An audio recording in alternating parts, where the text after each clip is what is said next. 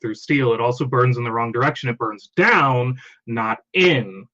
Now, you might be thinking of the thermate claim that was made, except that we didn't see the highly toxic gases that would have killed all of the first responders coming from a thermate attack. A lot of people have died. So you're just wrong.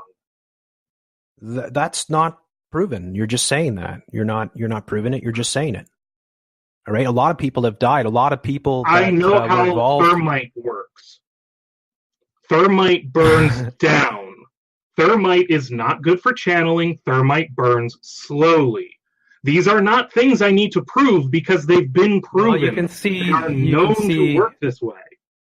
All right, whatever. You can see on YouTube all kinds of examples. You just stated things out of your ass over and over again. Oh, you're stating things out of your ass. What are you talking about? I'm stating things out of my ass. You're saying that.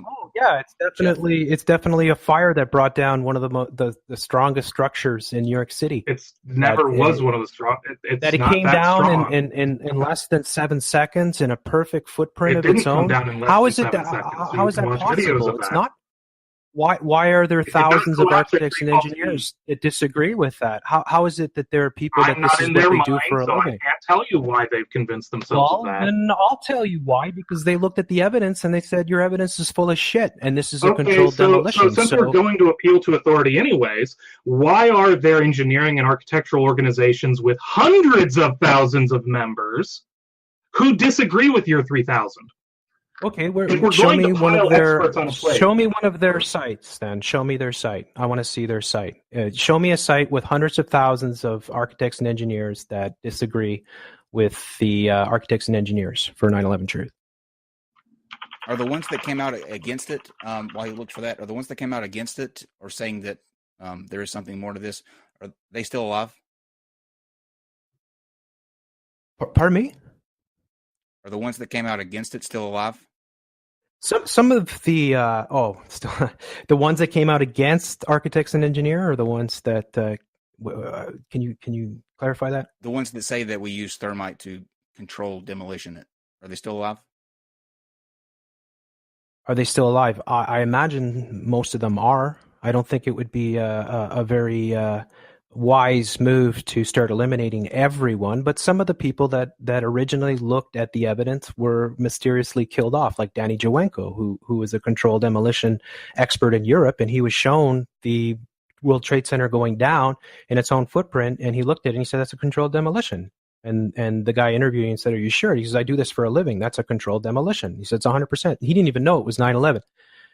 Then he died mysteriously in some traffic accident. I don't know how long after, but not long after he had done that video sort of thing.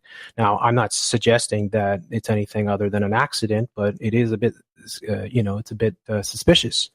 But I think most people that understand how controlled demolitions are done look at Building 7. If they're honest, they look and they say, well, that's a controlled demolition. And then how do we explain that Larry Silverstein himself came out and said, well, there's been a lot of damage, so I called them and told them to pull it, and they pulled it. And the building came down. I mean, he clearly stated that they gave the order to pull the building, which is a well-known term when it comes to demolitions. That's what they say. It's time to pull it. So they pulled the building. They hit the switch, and the firefighters that were in the building talked about all the explosions that were going off, multiple explosions. So they heard all these explosions going off. What are all those explosions? Well, I guess there'll be an answer. NIST will have an answer. Your inane dragon will find an answer, I guess, that, will fit that. But, I mean, I think Building 7... The structural aspects of it. It could be just the structural aspects of it. What sounded like an explosion where they were could be anything going on inside the building. Well, that's it then. But then I could put up the evidence and show the firefighter saying about all the explosions that went off, and then you could say that. At the end of the day, what's the real answer? I mean, people believe what they want to believe. So if you don't want to believe that your governments are involved in these types of conspiracies, then you're going to do everything you can to refute any sort of evidence that's presented to you. And that's where we get with 9/11. I mean, it really is a quagmire. Doing the same thing, though, to be fair? Well, yeah, but it's inevitable. I knew this would happen because it's inevitable. It's like you dig your stake in the ground and you believe in what you believe in. I mean, I understand if you fully believe in it. And I do understand, and I totally sympathize with people that don't understand the New World Order and don't understand that all their entertainment is programming, that they are being dumbed down, that their minds are being controlled, that their bodies are being polluted, that their reproductive systems are being destroyed. I understand that it's a horrible thing to wake up to, and you don't want to wake up to it, so you look for every excuse to not allow your mind to go there. But I mean, eventually the evidence is overwhelming, and if your eyes are open to it, you'll see it and you'll understand it, sort of thing. So, all right, a name. I'm still looking for, and this is a mistake on my part that I didn't write this down when I originally found it. I'm still looking for the organizations that specifically said we endorse the NIST report and the publications that followed it up. I did find a compilation of scientific articles that examined the situation, got published, and apparently support the officials' position in terms of the mechanics and physics, which of course doesn't go into whether or not a spooky cabal of super powerful individuals who apparently operate a conspiracy of millions have done anything.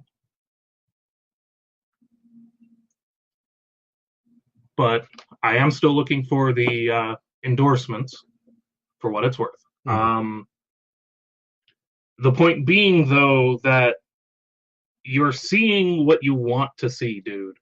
Because, like you yourself said, any of us could invent our own explanation that fit what you're describing. Any of us could invent it.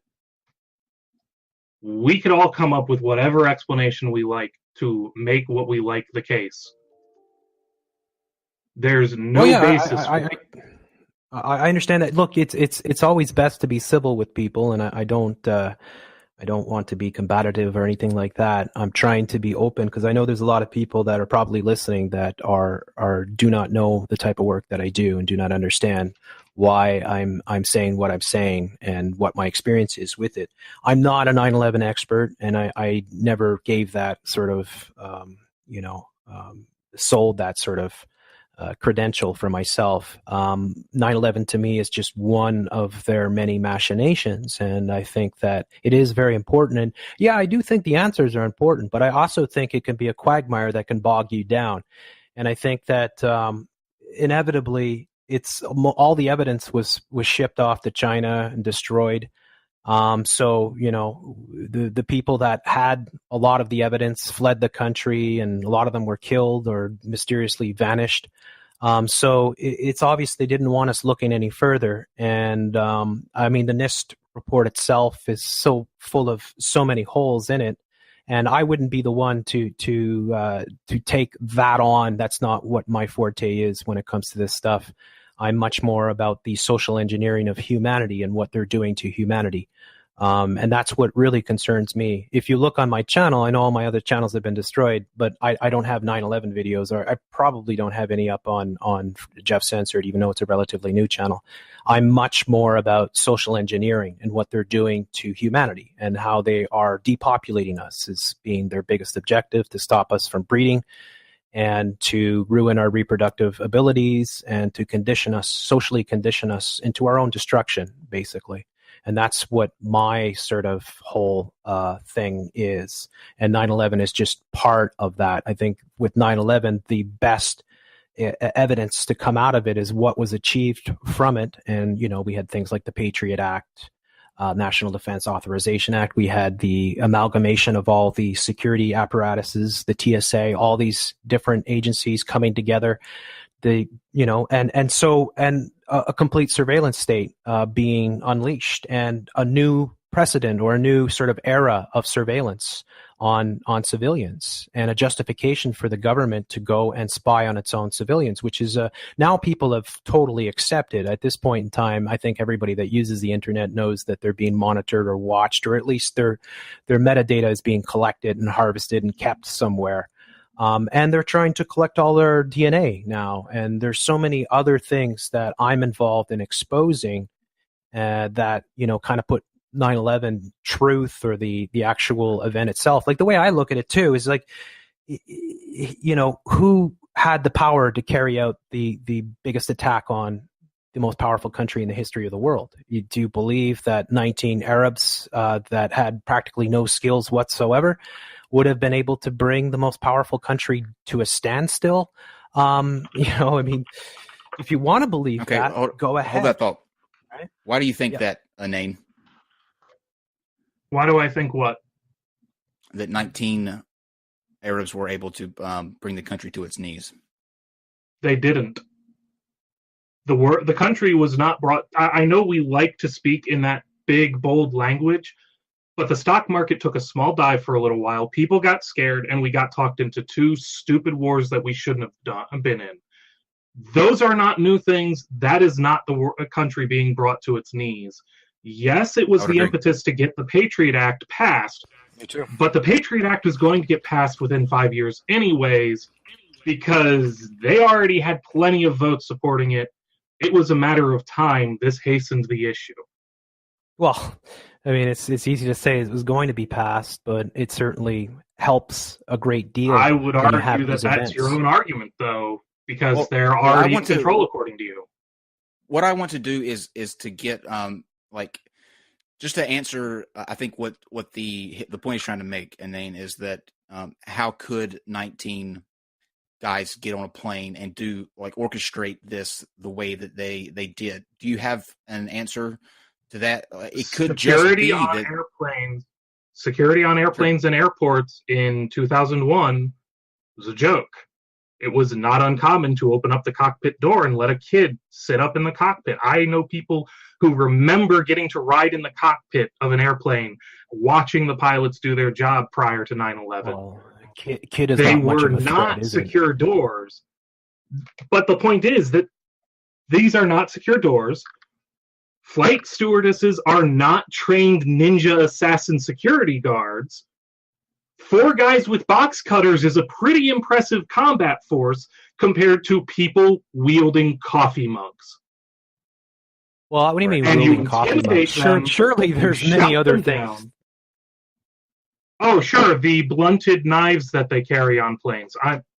When you're being told, by the way, by your training, to cooperate with the hijackers, they just want money. There's no reason to risk your life or the life of the passengers. So cooperate, sit down, shut up. They'll land at an airport, get their money, get more fuel, fly to a non-extradition treaty country. This is something that had happened before. This is something stewardesses were trained to tolerate. And the idea of people intentionally using these planes as weapons while in the air was pretty fucking foreign to the companies that were training flight attendants and pilots.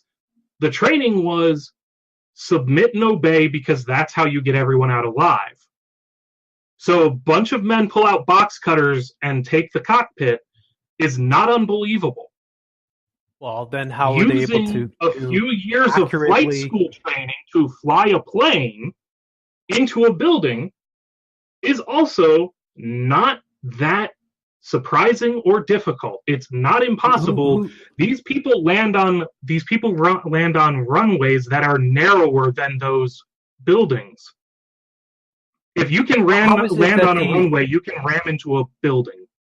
How is it that the Pentagon was hit? What was it? An hour, 20 minutes after the towers were hit? How is it that a plane, when it was known fully at that point in time that they were under a terrorist attack, how is it a plane? Because we don't have. No, let me finish. Let me finish. Allow me to finish, then you can answer all you want. How is it that the most fortified building in the history of the world, the most surveyed building in the world, the most important building in the United States, how is it that an hour and 20 minutes after the World Trade Centers have been hit, that was actually hit by a plane and that there's no footage? There's only a couple still images of an explosion. How is that possible? How is it possible? Who told NORAD to stand down? Can I answer now? You've asked the question. Can I answer now? Go ahead. The answer is military radar, especially in 2001, does not cover the internal body of the continental U.S. They're too busy watching for fucking nukes coming from Russia.